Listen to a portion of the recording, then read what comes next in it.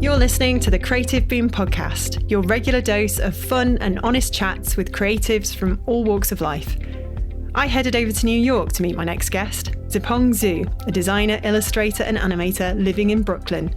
Chinese born, he's been in the States since moving here to study at the School of Visual Arts. Following graduation, he worked at Pentagram and Sagmeister in Walsh before starting his own studio, Dazzle, where he wants to literally make every day a razzle-dazzle musical. Today, his clients include Coca-Cola, Microsoft, Netflix, and The New Yorker. He's already gained recognition as Print Magazine's visual artist and the One Show Young Ones winner, as well as exhibiting his artwork around the world. I went along to his apartment to chat about his career, and if you can hear anyone in the background, that's his boyfriend, Angel.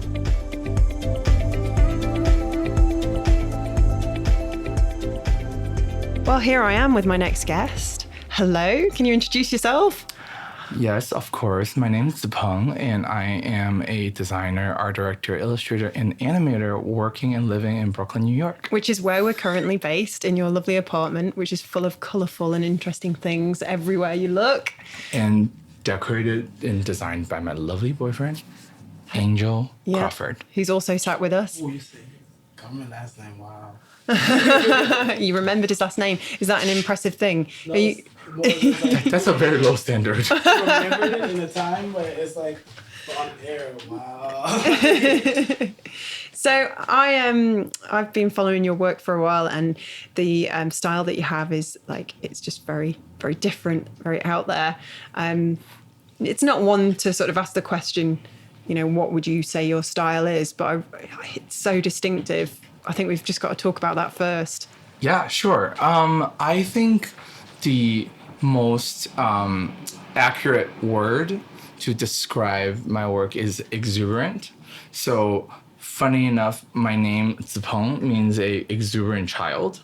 So my parents sort of set a path for me to go on before I was even born. So all I'm trying to do every day is to live up my name and trying to exude as much energy as possible. Fantastic. I mean, so you were kind of really creative when you were a kid? Not at all. Really? Okay. So, what was your childhood like then? To be honest, I remember very, very little of my childhood. Like, I don't have a very vivid memory in general. Right. But I remember my childhood is me by myself, not a little sad, but not really, sitting in the living room floor and playing with my Lego. And that was my, like, happy space. Number one memory. And my dad was a graphic designer / painter. He's a fantastic abstract expressionist painter.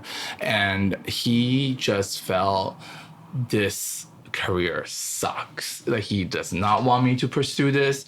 So growing up, like, all the art books that we have in the house are all, like, they're not locked up, but they're very hard to get to. Right. So I just never got that much experience from my family. Right. And then later on, I sort of sidetracked a little bit, like, and then I just got into Japanese manga. Like, all I wanted to be is like a manga artist to draw, you know, cartoon and then like create these characters with huge eyes, sparkly, and then, you know, shiny and everything.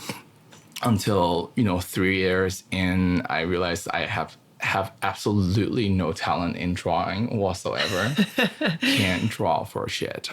So from that, I sort of divert a little bit more into photoshopping my friends, like, you know, selfies, and then like designing blogs, and then from that, it's basically the kickstart of my design career. That's fantastic. And now you're doing that kind of full time. You're working in New York City and working for some big names. I mean, yep. I suppose, I guess your parents would have never have thought that you were going to be doing something like that, coming from, oh, thank you. Is this one of the books Angel's just handed to me? Yes, that's my dad's wonderful painting. And gosh. Yeah, I know. And then the title is impression of the sky and earth. So your dad's done these? Yeah, this is all my dad's. Oh, they're beautiful. Right? So good. Are you still close to your parents? Yeah. Yeah. Are I mean, we're not a very chatty family. Yeah. We're sort of just Quiet. be there for each other, and then we know a few emoji is like Enough. all the words, and we don't see each other as often, but the care is definitely there. Yeah, the love's there. Yep. So we were talking before we hit record about how we're both introverts. Yeah. Yeah, that Shockingly. surprises me. That surprises me because I met you last night at this event at Wix. Yeah. Brightly coloured, dressed in this fabulous yellow suit, just standing out and shining like a star, you're like so a bright sweet. star. And no, Thank you. Thank you. yeah, but and so it kind of surprised me when you said, "Oh, actually, I'm an introvert." Yes. So Are those Oreos? yes. Oh my goodness. They're double stuffed. Wow, I'll have one of those, definitely. You have to. I'm going to tell the listeners we're in a lovely apartment in, where are we? Brooklyn. And it's so colourful in here. And I'm being fed biscuits and rosé wine. And it's like, what? I don't even know what time it is. I'm jet lagged. My watch is still set to UK time. Or 1:40 something. It's got to be done, hasn't it? Yeah. Sometimes, especially when you were dancing until 1:30 last night. And I mean, what is time anyways? Exactly. Yeah. So you're kind of, we were talking about introvert personalities. I was actually talking about this with John Bergman, who I've just seen before, and it surprised me that he's also Yeah. it's crazy. Go on, sorry. Yeah, no, it's all good. So there is this YouTube video between Oprah and Amy Schumer.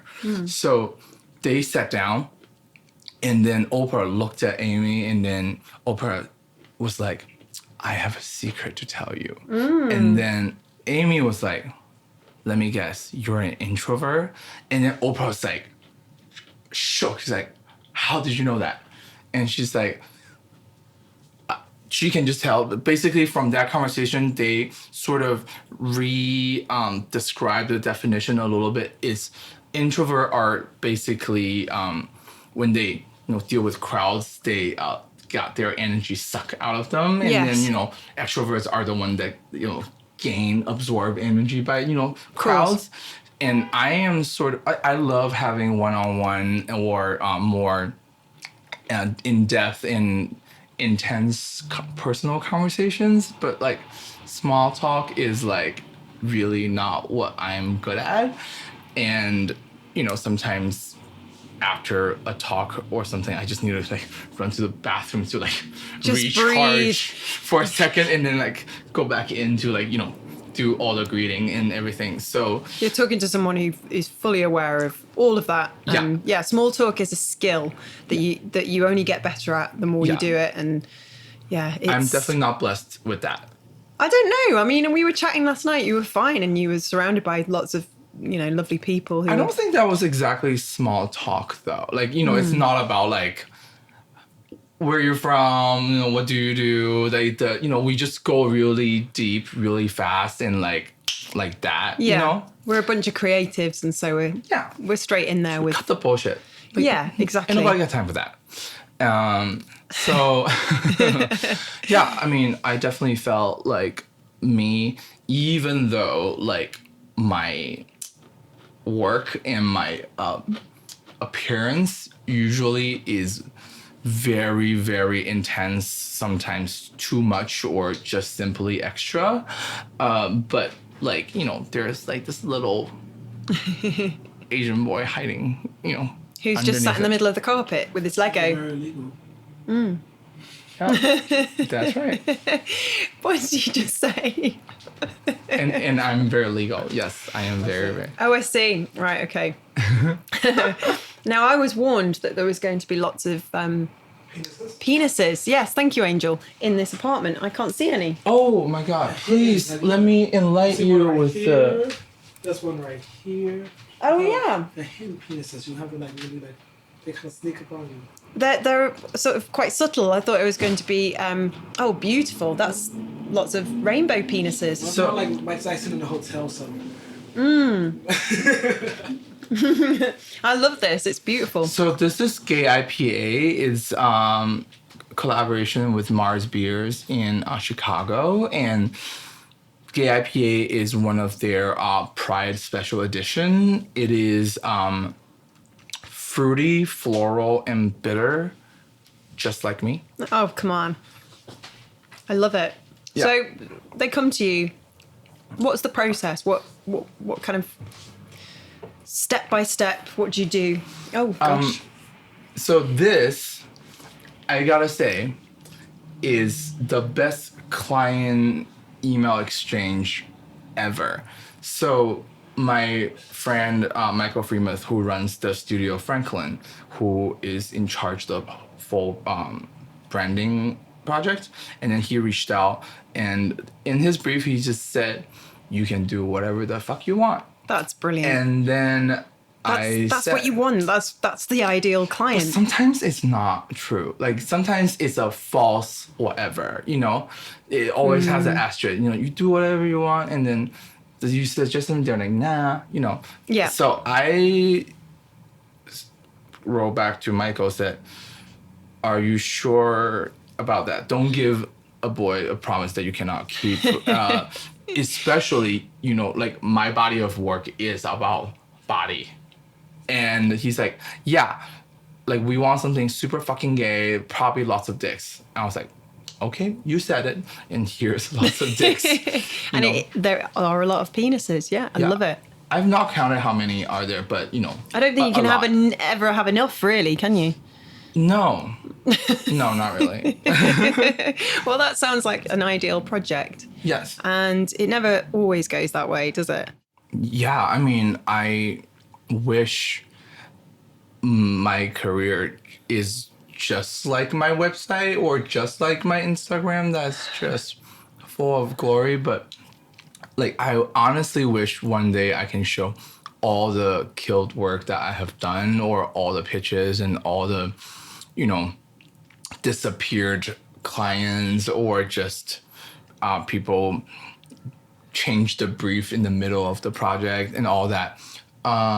Yeah, it's gotta say, like the statistics is not amazing. I would say out of 10 projects, 2 are really great projects, and probably 4 is like solid projects, and then 2 is like, you know what, I need to pay rent. Like this is the thing. Yeah. And then the other 2, I don't know if this is the correct math, but the other 2 are probably just like, nah. You would never even talk about them. Or they just got killed in the, like, you know, either before it's going to the design process, or, you know, got murdered in the middle, or just killed it right before it launched. Everything has happened, and it's, I mean, sometimes it's unfortunate, sometimes for the better, but, you know, it's still sad to see hard work just cannot see the light of the day, especially the work that you are really proud of. You should keep it all and maybe release a book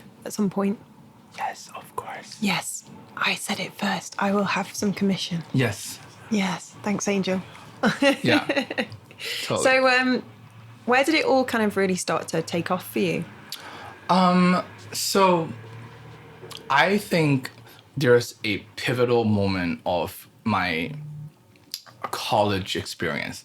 So I moved here from China. By the way, I'm from China. Shocking. I finished high school. I moved here to New York, go to School of Visual Arts on 23rd Street. When I got here, I had a American name, Phil. Right. I mean, this is a little bit too much to explain why Phil is Phil, but anyways, Phil landed in America in 2009, but throughout the college experience, every time I introduced myself, they were like, yeah, but like, come on, like, what's your real name? Till one day I just really fed up. I was like, you know what? I'm just gonna go with my Chinese name. My initial had 2 Z's, you know, like I'm always the last person like on the roster, always. So it's okay. You know, this is my life. I am accepting it. And I just went with Zipeng. And also at the time, I believe it was like sophomore winter. New York winter was just like so dull and so black and gray, and like if you wear navy, it's like you being super adventurous and like, you know, bold. I'm from a tropical area. Like me is color everything. So I'm like, fuck that. Like I don't want to make black and white design with a hint of red. Like I'm not like a classic, you know, Michael Beirut designer. No shade to Michael Beirut, but you know, like not my thing. And I just wanted to push as much as color as possible. And yeah, so that's sort of. Can we say that? Yes, of course. And meanwhile, since I am a flaming homosexual, I was doing my gay homework by watching musicals. One of the classic is Chicago. Chicago. Yes. And then in the movie, there's this song called Razzle Dazzle by Richard Gere.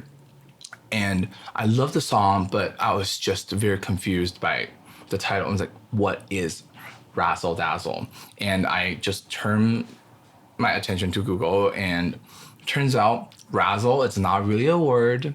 It doesn't mean anything without dazzle, and which is fascinating. Like the existence of razzle. And then, right? Like English, y'all have a weird language. Like this makes no sense. Yeah. And then on the other hand, dazzle is I like the way it sounds, and my initial ZZ is in the word, and you know, it sort of express, you know, this shiny, exuberant, flashy jazz hand and like pa pa pa kind of thing. So I just decided to open my both arms and my both legs just to like really embrace this word as my main mission to make every day a razzle dazzle musical. Is this where you have dazzle like blazed across the wall here in your living room? Yeah, it's like it's beautiful. What's it called? Shooting out, basically. This is like you finding yourself. Yeah. I love the puns, by the way. Yeah. But this is kind of like you finding yourself, isn't it? And finding that niche and embracing who you are and kind of shaking off maybe the kind of quiet childhood and exploding, literally. Yeah. All over the wall. Thank you. I mean, like I am very expressive, so like I usually, you know, if I get to, you know, I'm like a Jackson Pollock when I jizz, so you know. Okay. Wow. And was that? That's not true. That's not true. Is that, I'm not looking at you for.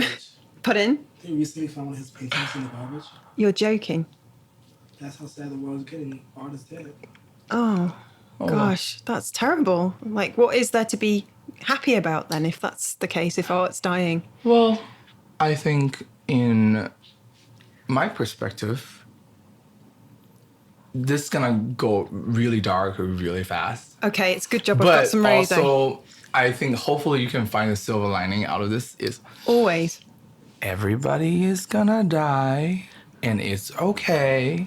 So you just gonna do your best, make the most out of every single living seconds, and then, you know, go for it. When are we all gonna die? So, yeah. Why is that a threat? Okay, so this is the traumatized childhood, you know, reflecting back. When I was a kid, I forgot what movie it was. In the movie, just very random, this dude go to bed, and then his ceiling fell, and then he died in his sleep. That movie sort of really ruined the rest of my life. So every day before I go to bed and just kind of do a in my head checklist, like have I, you know, done the things I wanted to do today, you know, that eat the food I wanted to eat, and, you know, blah blah blah blah blah, and, you know, if I die, I die. Yeah, so I suppose the silver lining from that depressing. Well, maybe don't watch horror films. Yeah, because the second one I watched was Final Destination. Oh my goodness. Which basically after that, I was like, you know what? Since anything and everything can kill me, I'm just gonna like treasure what I got every second. And in many ways, I would say make life decisions a lot easier. Like, if the people that you don't care, cut them out of your life, and the people you do, have them with you as much as possible. And same with things, outfits. If I like it, I get them. If I don't, meh. Yeah, it's just stuff. Yeah. It's about making sure your life is just full of positivity and things that make you shine, I guess. And also, without I being was cheesy. or Build a invest. positive legacy. Build a positive legacy. Yeah, exactly. So Yeah. when you do have the ceiling crash in on you, Hopefully not. I don't think it'll happen. Don't worry. We're not in India. But also is a thing about time investment. Like, I want to spend my time to the people that I genuinely love and care, and then have like sort of invest me in as much as that is possible. And then on the other hand, like the whatever kind of friends, then I just don't need any of them. Yeah, they say that you don't really have a lot of room for many close friends anyway. Maybe No. only 3 or 4, and then the rest are kind of acquaintances that you pick up, Yeah, put that's- down. That's what I have. I have 3 good friends and then a wonderful boyfriend. Yes, who's sat with us now, just gently. What are you doing over there? I'm actually building cages. You're building cages. Cages. Oh, amazing. For the ears. I only just spotted that. So your earlobes have got like these, like I would say, just big gaps where you sort of fill them with these beautiful pieces of jewellery. It's wide holes. Amazing. I only ever pierced my eyebrow when I was a teenager, and it just didn't agree with me. And I've tried to pierce my ears a couple of times, but they just turn into green gunk. It's not pleasant. I've never done I'm anything. a professional tattoo piercer. That's what we do. I was doing that for like almost 2 years. Oh right, okay. So why on earth can I not have my ears pierced? If you want to, I'll go get the deals and everything ready right now. Oh gosh, no. I've been through that 3 times and it just never works. But anyway, Maybe it's a sign. it's a sign. Yeah, you have to. You Clip-ons. Yeah. Stick with clip-ons. Exactly, clip-ons only. Thankfully, I don't think earrings are kind of very trendy anymore. They're not in the circles I frequent. I mean, I do like earrings, and when I see a girl wearing earrings, I am so jealous. I just end up staring at her ears, and she just must think I'm really weird. I mean, you could be the ear lady. That's okay. Yeah. That's a thing. It could be a thing. I haven't got a fetish for ears, just so we're clear. Yeah, let's make it very clear. I also have very small ears, and I've just noticed you've got small ears as well. Really? Yeah, in fact, you've got small ears as well. Is That's this? why I wear gauges. Oh, I see. Is this something that we are just uncovering and discovering now? I did not know that my ears are small, but thank you for letting me know. For goodness me. So don't give me any more of this rosé. No, it's okay. Anyway, so moving on. Yes. What have you been up to recently then? So you've kind of become really popular and very sort of talked about in the last couple of years. So Yeah, thank you very much. That's very kind. I would say the most exciting installment of my life, besides getting a wonderful boyfriend for the first time in my life, is starting my online store, Dazzle Supply. If you're interested, shameless plug, dazzle.supply.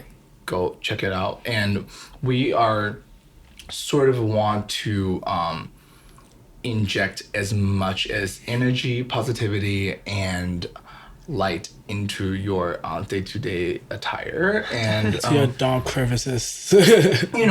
either you're a savage or absolute savage. Like, this is made for all sides of the aisle. And we have we have pillows, we got sweatshirts, we got loads of hats over there, socks.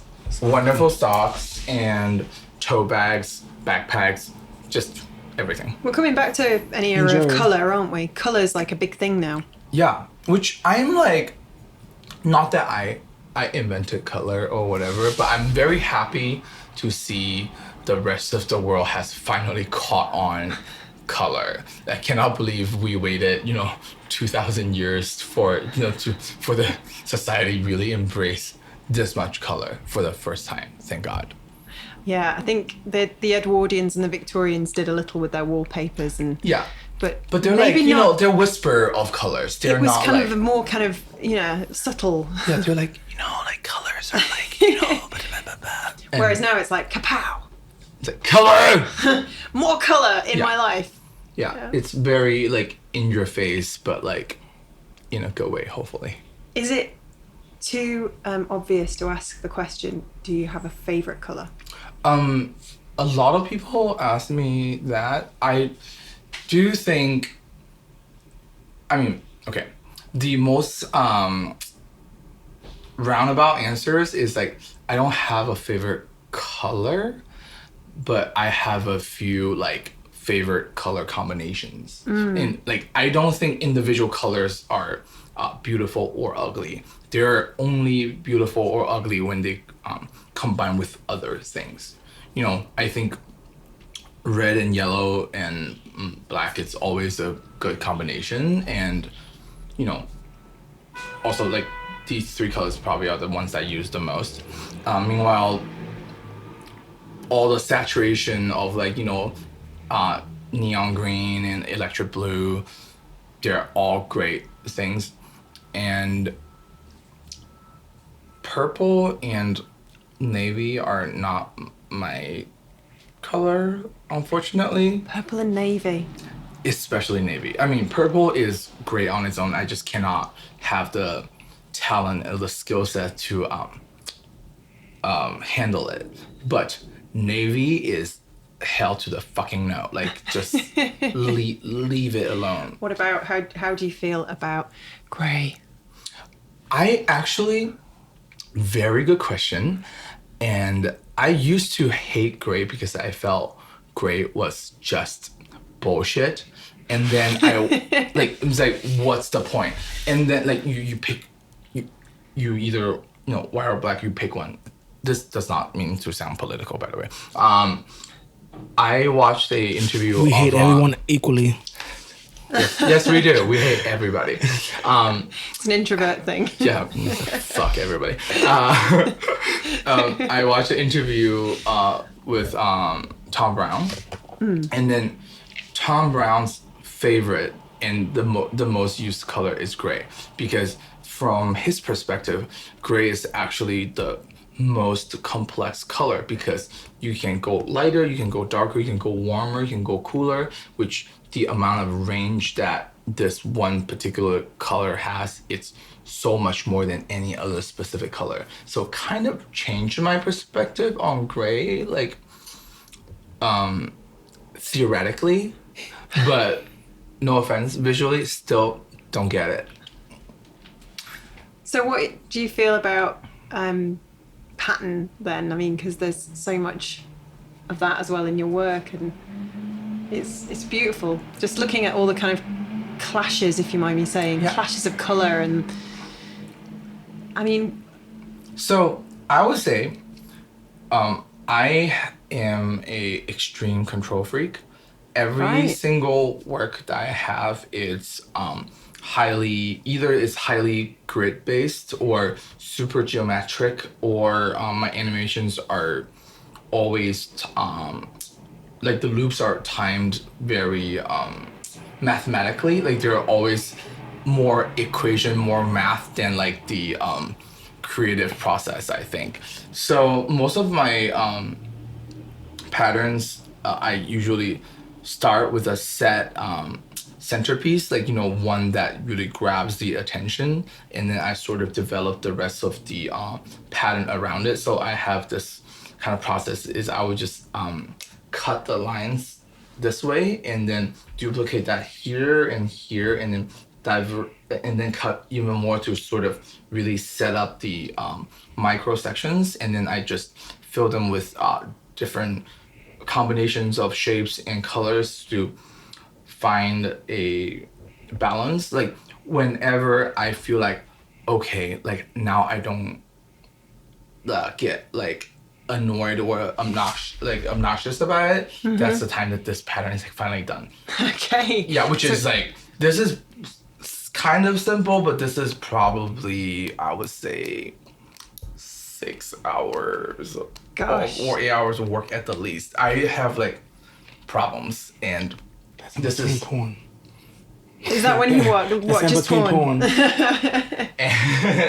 that's true. Pornhub, hire me. I love that you told me last night that you loved that I was from Manchester because one of your favourite porn studios is in Manchester. Trigger Films, they're fucking awesome. Until they started talking, that's what Angel said. Yeah. I mean, I think Manchester. Arse is just a really weird word.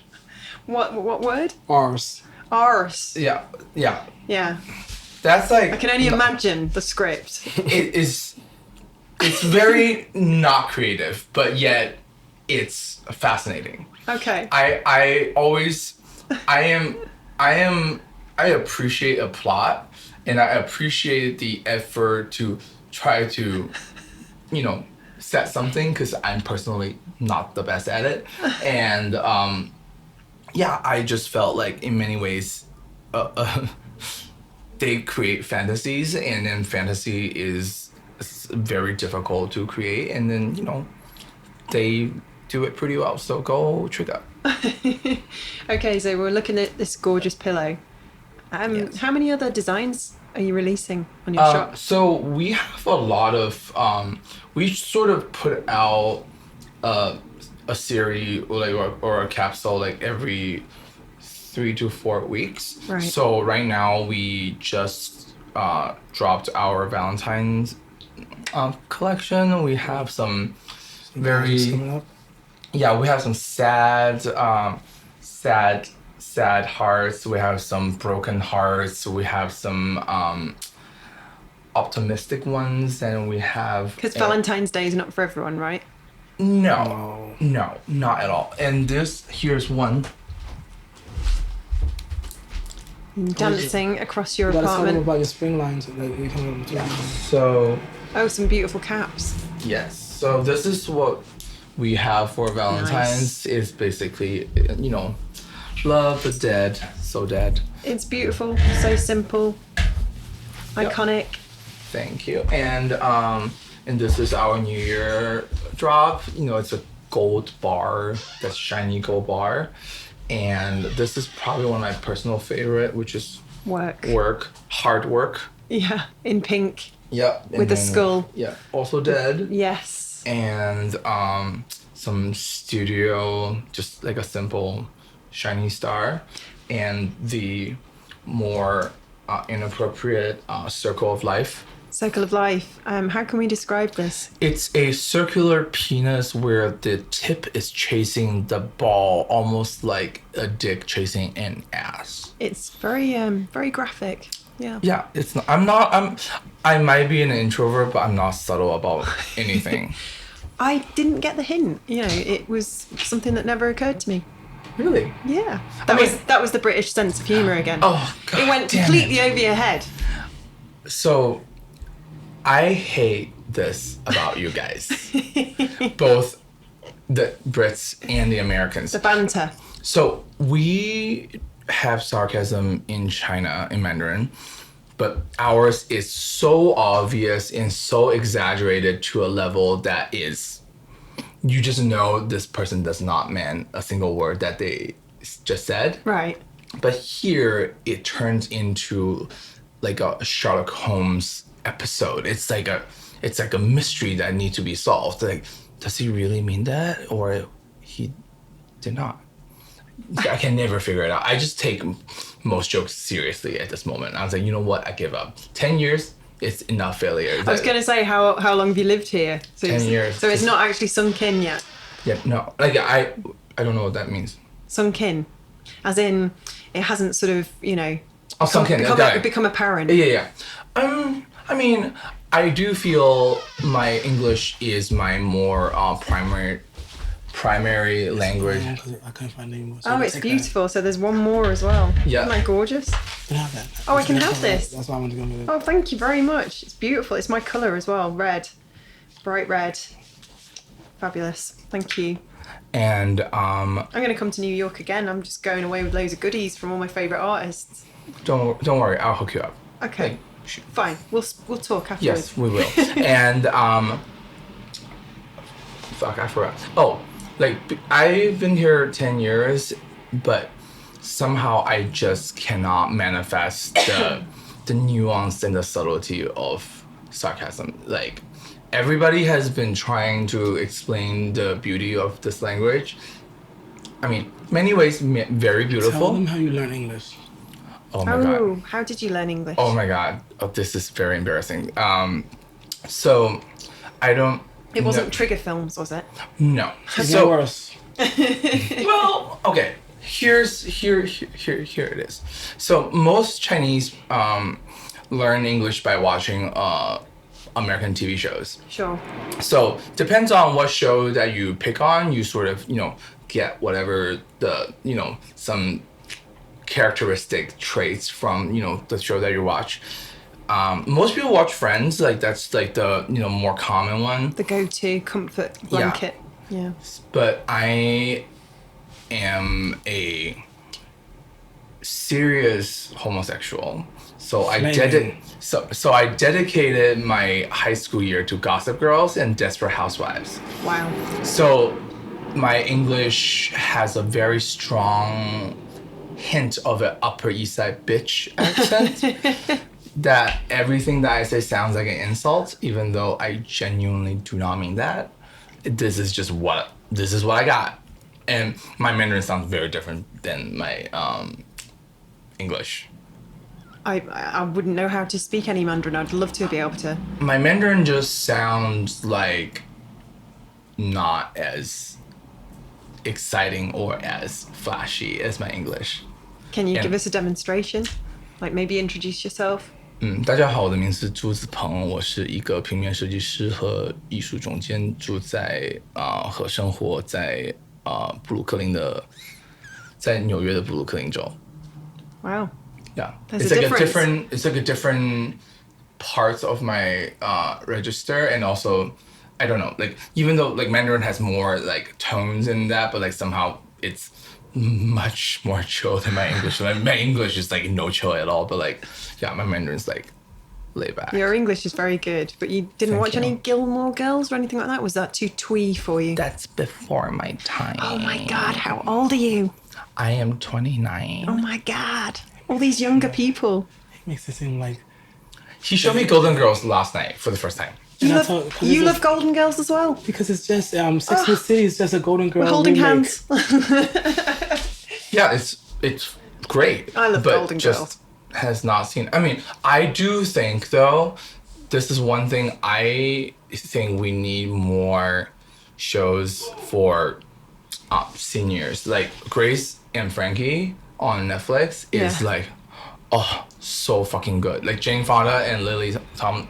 Betty White has a lot of stuff going Betty on. White too. Betty, You know. beautiful Betty, yeah. Oh, queen. Anyways, yeah. So that's how I learned English.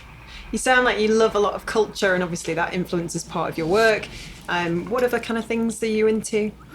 So, I mean, I'm a simple gal. My life is sex, food, fashion, Sex. Is this why you look a bit tired today? Yeah, actually. Yeah, I drained him last night. No, just kidding. And then walking, actually. I love walking. Like, thank God I live in New York. I was going to say, you're in the perfect city for it. Yeah, and also I have no skills of driving whatsoever. So, like, I cannot survive outside of New York. So I'm very glad to be in a city where pedestrian really runs the town. Yeah, Or subway. I've done loads of walking since I've been here. I mean, it's just great. You kind of think, I could get a cab, I could get a subway, but then there's just so much to see, isn't there? I know, like, I hate the tourists. I cannot deal with it. Well, I always go down side streets and try and get off the beat. Yeah. You know, go somewhere a bit quieter. I used to live a block away from Times Square, which, to be honest, was a fascinating time of my life. But what I genuinely love and hate is I live next to a subway station, so I can just see the tourists, like, from the underground go up and then like this, like, looking at the, just like the movie expression, I'm like, you're so stupid. Like, and they see the homeless guy piss on them. Exactly. It stinks like hell. It's like garbage everywhere. Like, this is bullshit. And whatever. They like it, so. So how can you tell that somebody's a tourist? What kind of distinguish? You see it staring up. Staring up, just don't stop looking up. Yeah. Well, they stop in the middle of the street. Actually. Like, they stop walking in the middle of the street. Anybody who calls the cops. That's right. And Yeah, because nothing would come of it. yeah, slow walker, or the people just how do I say this? When they see somebody, just keep on staring at somebody. Definitely a tourist. Like, if they see somebody who is gorgeous or weird or whatever that's specific, they just cannot stare at it. Tourist. Yeah. Like, New Yorker don't give a fuck. Like, they just. It's a don't busy give a city. shit. They haven't got time. Yeah, no I time. mean, I also genuinely just feel like New Yorker thinks like nobody is really that important versus their time. And time is the most precious and important assets that New Yorker has. That's why, everybody's running to try to, stick their hand into the subway station to stop the L level train. of detachment here. Like, that's why everybody says it's aggressive, because a lot of them here are very detached and it's like a very hard, aggressive town to live in. But weirdly, I find it one of the friendliest cities I've ever been to. Agreed. It's a really strange thing, because I thought it was going to be like really, It also closed depends off. on the areas you go to. Well, yeah, that's true. That is true. I have this personal perspective is that I also think New Yorkers are super friendly, and New York in general is a very welcoming city, even though like the reputation outside does not seem like it. I felt in many ways that it's a city filled with misfits. It's people sort of give up something or make some sort of sacrifices to come to the city or to live in the city, and and all my friends are just a bunch of New York orphans that holding each other's hands, trying to live through the city and then Camaraderie survive. that's there, that everybody's in it together. Yeah, and then which is a very sweet. Is it called common denominator? You see that in Brooklyn, but you don't see that so much in the Bronx. I'm not very familiar with the Bronx. Sorry, BX. Bougie. Yeah, He he said me bougie. Oh. I mean, I live in Williamsburg. I'm fully aware that I am a part of the problem. That being said, I do feel that because we know how hard it is to survive, make it through the day, I think there's just more empathy in general that you have towards each other. Like, I felt like it's like New Yorkers are, if they see something happen in front of them, in many times because they have been there at some point in their lives or somewhere or another, it's more willing for them to reach out their hands, I think. It's so weird how I just finished my first year here in August, and my experience has been completely different. That's interesting. Because you're originally from Florida, aren't you? Yeah, I'm in Florida, and went to the University of Oklahoma, and it's very weird that I haven't had that experience. It's very rare that I actually see New Yorkers help each other, and it's only in some parts of the city that I noticed they would do that. Right.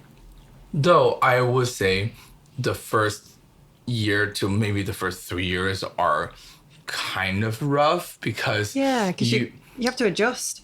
Just learning the subway system sometimes is like the weekend subway system is like, forget about it. It's like the Hogwarts staircase, just constantly changing.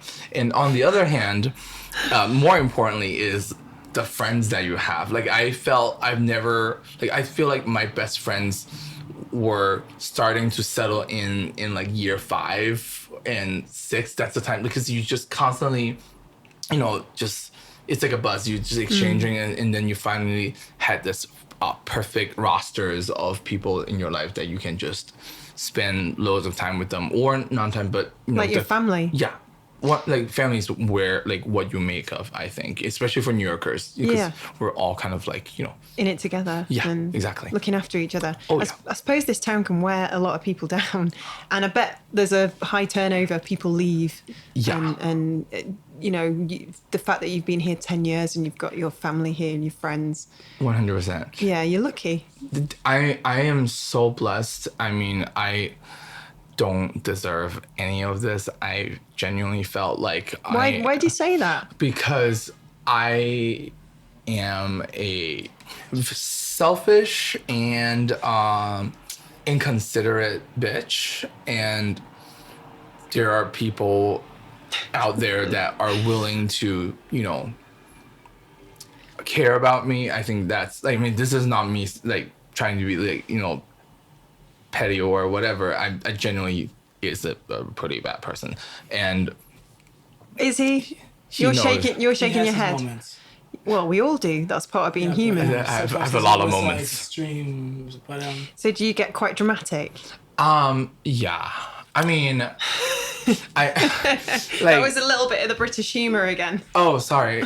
Dang it. You can get like every. It's answer very out of me. subtle, I mean, I said, are you sometimes a little dramatic? Whilst I sit in this explosively, colourful environment surrounded by Lights everywhere. yes, and your colourful clothes and your wonderful personality. So Oh, yeah, too it sweet was to me. kind of a British joke to say, are you a little bit dramatic? But I am But very that's dramatic. okay, because you're a character, and characters are people I love. If you don't want to be boring, right? I mean, okay, here's one thing that I just genuinely don't understand is like, you got one life, right? Like, as far as I know, one life. And if you like, just like, I don't get why you wanted to be like other people. Like, I just don't get it. Like, then you're just being a copycat. Like, I don't want to be like, I would like to have goals and role models or whatever to, reference something. But like, at the end, I want to like manifest my own thing. Like, Yeah. I don't want to be like any other bitch out there. But it takes courage to be yourself, right? Especially if you're an introvert. I mean, I am a semi-spoiled single child, so I think that I love that you're nodding your head. Yeah, I put him through hell. Why do you stay, Angel? You can come with me back to Manchester. It's always because raining. he has his moments, and honestly, I feel like I'm completely opposite. So I'm a hopeless romantic, and I believe love is not loving somebody during the good times; is being able to stay there during the bad. Oh, sure. Yeah, so I'm a bit of a character myself, and my husband's very chilled. So we work. I can have my dramatic moments where he sort of stands there and shakes his head and looks at me whilst I have my little moment. But it works. And thank you, Tom, for being there for me for like 20 years. And don't give me any Shout more out of to that rosé. Tom. Yeah, Yeah. shout out Tom. Yeah, but next time I come to New York, you'll meet him. Yeah, He's please. very chilled, and you'd like him because he would ask you a lot of questions, and you'd get to be the centre of attention. Yeah, but on the other hand, I'm also often the one that are silent in response. I'm like very chatty at moments, and there's also moments are just absolute silence. Like when I'm by myself at home, especially when I work, it's just like nothing else is going on. Like just nothing. Nice and quiet. And like I like to stay up later to like, I feel like when the whole city is kind of like asleep, and that's the time like I shine. Like my ideas is like just everywhere. I can do all the things. And then jazz hands. Jazz hands. Do you bring them out quite a lot? Do you have to warn people before they come out? Nah, they get it. They know it's coming. Like with all this, like just this the least. But I do feel many ways is that like as Chinese is all about like the inner balance, like I have my, super extra moments, and then there's also moments that I just simply just can't, So it's like there's you need the downs to make the ups upper, you know, like you need the sad times to make you appreciate the happy times even more. Not saying like you need to be a sad bitch like on daily basis or just be absolutely miserable, but meanwhile just to recognize that and then realize it and then have a good attitude to deal with it, that's the time can really I don't know, justify the shitty times. Yeah, and they can sometimes be very shitty. So yeah. What star sign are you? Chinese star sign? Well, my Chinese zodiac is a horse. Same. We're good. So I love horses. Tiger. A tiger. Tigers are good too. Tiger's good. My partner's a goat, which is very him actually. But I love the Chinese zodiac. I think it's quite uncanny actually. Yeah, Are you an American? What are you in the American zodiac? Oh, a Leo. I'm a Leo too. Oh, there you go. Yeah, I'm in good Libra. company. I'm a Libra, so you like to balance things. Yeah. And horses, if I remember rightly, don't like to be confined. Yeah, like not the best at following rules. Even though like I was like a goody boy for a big chunk of my life, and then just now I've been on like a forever rebellion stage, kind of in a way. But horse also means relentlessness in many ways. They just keep on running, and there's the not in a criminal way, by the way. Like the run away. He's on the run. On the run tour. We're in a secret with Beyonce. location.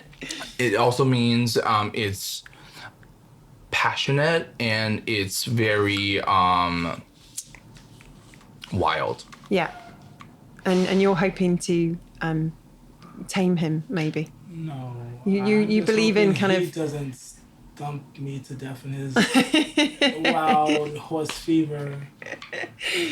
Yeah. Horses are the best. Well, I mean, hey, at least we can make some glue for the rest of the world. All right. Okay. Or provide some good Old Town Road covers. Oh my And I goodness. even make some really awesome Big Macs. Sure. Oh my gosh. We went there. We went there. Anyway. You did go there.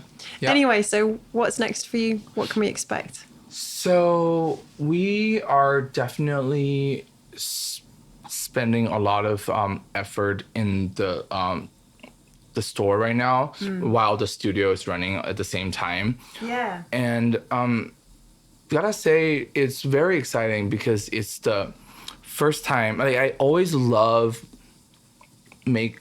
I always love making things, but prior to last year, all my work are predominantly digital because I don't want to waste resources and materials. I just felt like the world has enough shit around.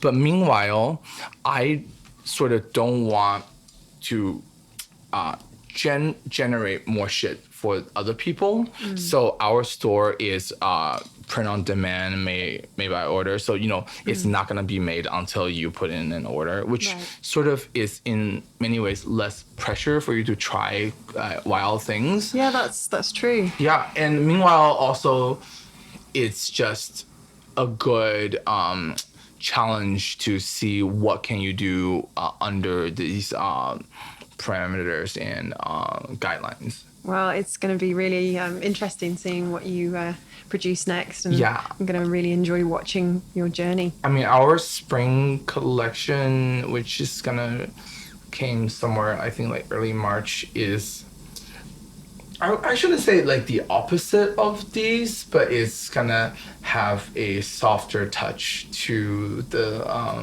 it's some softer edges and some gradients and some color rays, I would say.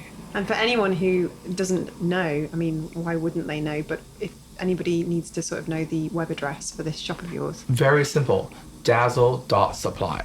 Fantastic. Yeah, we supply all the dazzleness. Well, thank you so much for welcoming me You're into so your welcome. Brooklyn apartment. It was great fun to meet you both. And Thank you for having us. Thank you. Thanks for listening to the Creative Boom podcast. Special thanks to Wix, the website builder, for making this episode possible.